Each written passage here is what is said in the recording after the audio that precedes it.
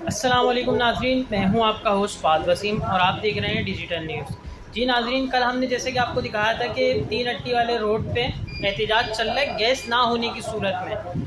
تو آج ہم یہ دیکھ رہے ہیں کہ 3 بجے سے آئی چندری گڑھ روڈ پہ احتجاج چل رہا ہے جو علاقہ مکینوں کی طرف سے کیا گیا ہے، جس میں عورتیں بھی شامل ہیں، بزرگ بھی شامل ہیں، اور پیپلز پارٹی کے رہنما ملک نظام الدین صاحب نے بھی اس احتجاج میں پرجوش طریقے سے احتجاج کیا،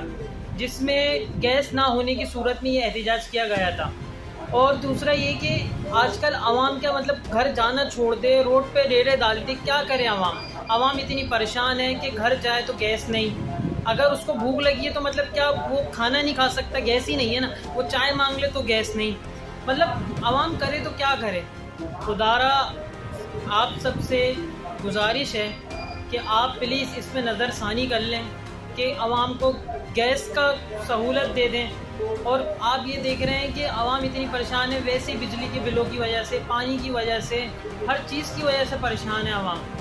تو پلیز ہماری گزارش ہے آپ سے کہ آپ